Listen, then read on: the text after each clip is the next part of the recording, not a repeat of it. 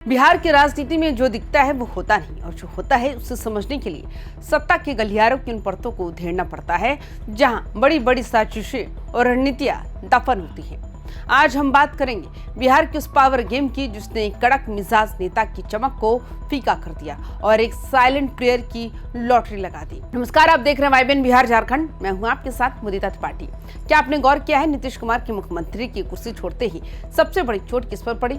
नाम है विजय कुमार सिन्हा। वही विजय सिन्हा जो कल तक नीतीश कैबिनेट में दबदबा रखते थे, आज अपनी ही सरकार में हाशिए पर खड़े नजर आ रहे हैं। क्या ये सिर्फ विभागों का बंटवारा है या फिर विजय सिन्हा के खिलाफ कोई सोची समझी घेराबंदी?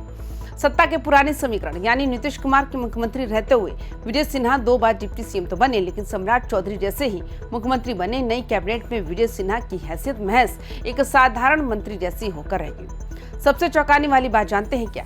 वो है विभाग जिसने विजय सिन्हा को एक हार्ड टास्क मास्टर और कड़े प्रशासक के रूप में पहचान दिलाई थी, वही उनसे छीन लिया गया।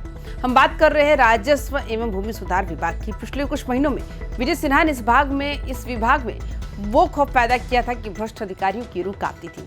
उन्होंने कई लापरवाह कर्मचारियों को नौकरी से बाहर का रास्ता दिखाया, तबादलों की झड़ी लगा दी और सिस्टम को टाइट कर दिया। लेकिन जैसे ही सम्राट चौधरी की नई पारी शुरू हुई, हवा का रुख बदल गया। कहा जा रहा है कि विजय सिन्हा का यही तेवर उनके सियासी करियर का सबसे बड़ा दुश्मन बन गया। विभाग के अधिकारी उनके सख्त रवैये से इस कदर आजिज आ चुके थे कि वो हड़ताल पर चले गए थे। लेकिन जैसे ही सरकार बदली, सम्राट चौधरी ने उन नाराज कर्मचारियों के प्रति नरमी दिखाई और बर्खास्त लोगों को वापस सेवा में ले लिया। ये विजय सिन्हा के लिए किसी बड़े झटके से कम नहीं था। अब सवाल उठता है कि विजय सिन्हा की जगह दिलीप जायसवाल को ही क्यों चुना गया? आखिर दिलीप जायसवाल में ऐसा क्या है जो विजय सिन्हा में नहीं था? सियासी गलियारों में फुसफुसाहट है कि दिलीप जायसवाल मिले जुले मिजाज के आदमी हैं। वो हंगामा नहीं करते बल्कि चुपचाप अपना काम निकालते हैं। उन्हें सम्राट चौधरी का करीबी और भरोसेमंद माना जाता है। अधिकारियों की पसंद भी दिलीप जायसवाल ही थे क्योंकि वो किसी की नौकरी खाने वाले नेता नहीं माने जाते।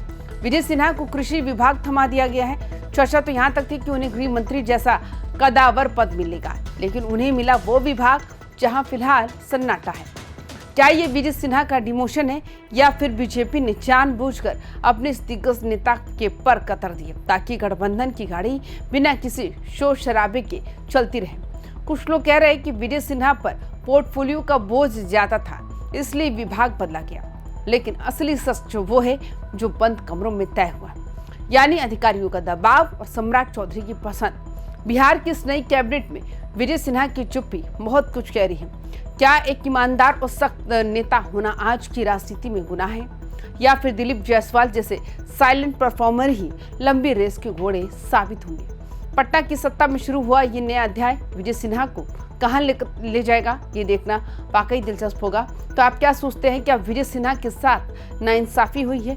कमेंट बॉक्स में अपनी राय जरूर दें। आगे तमाम खबरों के लिए देखते रहिए वाइबन बिहार झारखंड। नमस्कार।